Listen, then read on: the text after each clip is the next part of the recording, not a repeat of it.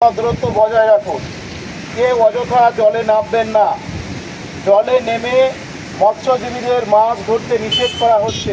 জলস্তর বৃদ্ধি পাচ্ছে, সবাই নদীগুলি থেকে নিরাপদ দূরত্ব বজায় রাখুন। বিভিন্ন নদীগুলিতে আবার জলস্তর বৃদ্ধি পাচ্ছে। এই মুহূর্তে আমরা কেঠিয়াতে আছি। কেঠিয়াতে জলস্তর প্রতি ঘন্টায় বাড়ছে। এই মুহূর্তে 14.85 অর্থাৎ পিডিএল, যেটা কেঠিয়ার পিডিএল, যেটা ক্রস করে গেছে। এই জলটা ঘাটালের যে নদীগুলি আছে, ঘাটালের শিলাপতি, গাদঘাট পয়েন্ট এবং অন্যান্য পয়েন্ট, বন্দর পয়েন্ট, সেখানে কিন্তু জল বাড়বে। সেখানেও অলরেডি জল বাড়তে শুরু করেছে, কিন্তু এই জলটা যেতে একদিন সময় লাগে। অর্থাৎ এই জলটা রাত্রিবেলা আরও বাড়বে। শিলাবতীর জল ইতিমধ্যে মহারাজপুর এবং নিচু পান্না এলাকাগুলি জলমগ্ন হতে শুরু করেছে ঘাটালের। আর একটি নতুন করে বন্যা পরিস্থিতি শুরু হতে যাচ্ছে ঘাটাল মহকুমা জুড়ে। প্রশাসন প্রস্তুত আছে। আমরা এখন কেঠিয়াতে রয়েছি, বিডিও সাহেব আমার সঙ্গে আছে। ঘাটাল ব্লক এবং দাসপুর 1 ব্লক, চন্দ্রকোনা 1, 2 ব্লকের বিডিও সাহেবরা, তাদের বিডিওরা সবাই ফিল্ডে রয়েছেন এবং ফিল্ড থেকে তারা পরিস্থিতির উপরে নজর রেখেছেন। আমরা কন্ট্রোল রুম ওপেন করেছি, আমাদের ফ্লাড শেল্টার ওপেন হয়েছে। আমাদের যে মেটেরিয়াল সেগুলো আমরা স্টক দেখে নিচ্ছি। যদি আরও লাগে আমরা জেলা থেকে কিছু মেটেরিয়াল চেয়ে নেবো। তো আবার যদি নতুন করে বন্যা পরিস্থিতি উদ্ভব হয় এই মুহূর্তে পুজোর পর, সেটা সত্যিই খুব দুর্ভাগ্যের। ঘাটাল মহকুমাতে এই নিয়ে প্রায় 6 বার বন্যা পরিস্থিতি হয়ে গেল। সবাইকে সাবধানে থাকতে বলবো। এই মুহূর্তে সাপের কামড় থেকে সবাই বেঁচে থাকবেন। সাপে কামড়ালে অবশ্যই হসপিটালে ভর্তি হতে হবে। বাড়ির আশপাশ পরিষ্কার রাখুন। আবার ডেঙ্গুর প্রাদুর্ভাব দেখা গেছে কোনো জায়গাতে। তো মূলত আমরা যেটা সাবধানের বাণী দিচ্ছি, আপনার বন্যা এলাকায় যারা থাকেন, নিচু বাড়ি এবং যেগুলো বিপজ্জনক বাড়ি, যেগুলো মাটির বাড়ি, সেখান থেকে সরে ফ্লাড শেল্টারে আসুন। গবাদি পশু তাদেরকে নিয়ে আসুন এবং আপনার প্রয়োজনীয় জিনিসপত্র, বিশেষ করে ওষুধপত্র, কাগজ ইত্যাদি জমা রাখুন, নিজের কাছে নিরাপদ জায়গায় রাখুন।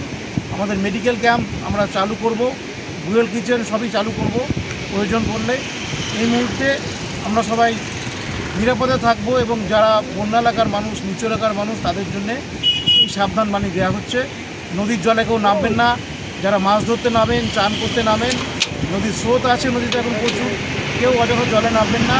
আমরা ঘোষণা করছি মাইকের মাধ্যমে বিভিন্ন জায়গায়, ছোটো দিয়ে এরকম হ্যান্ড মাইক দিয়ে ভলেন্টিয়াররা, আমাদের বিপর্যয় মোকাবিলা দপ্তরের কর্মীরা সবাই আমরা ফিল্ডে আছি। আপনারা আমাদের সাথে সহযোগিতা করুন এবং এই বন্যা পরিস্থিতি উদ্ভূত হলে সবাই যেন নিরাপদে থাকি আমরা। এবং চোলাই মদ, তার ভাটি দেখলে আমাদের খবর দিন, আমরা সেগুলোও ধ্বংস করব। কোনো অবস্থাতেই কেউ জলে নামবেন না, এটা আমাদের তরফ থেকে আমরা ঘোষণা করছি। আমরা সকাল থেকেই মোটামুটি সজাগ আছি। আমার ব্লকের সমস্ত স্টাফরা প্লাস আমার জয়েন্ট সাহেব এবং প্রধানদেরকেও বলে দেওয়া হয়েছে কোনো সমস্যা হলে যেন সঙ্গে সঙ্গে জানানো হয়। আমরা কন্ট্রোল রুম খুলেছি এবং আমাদের ফ্লাড সেন্টার যেগুলো আছে সেগুলো আমরা ওপেন করে রেখেছি। সমস্যা হলেই তাদেরকে সঙ্গে সঙ্গে আমরা সেখানে শিফট করাবো এবং আমাদের ত্রাণ যেগুলো আছে মোটামুটি পর্যাপ্তই আছে।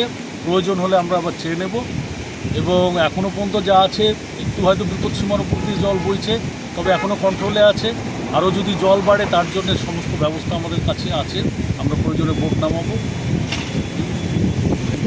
নদীগুলিতে জলস্তর বৃদ্ধি পাচ্ছে, সবাই নদীগুলি থেকে নিরাপদ দূরত্ব বজায় রাখুন। কেউ অযথা জলে নামবেন না। জলে নেমে মৎস্যজীবীদের মাছ ধরতে নিষেধ করা হচ্ছে।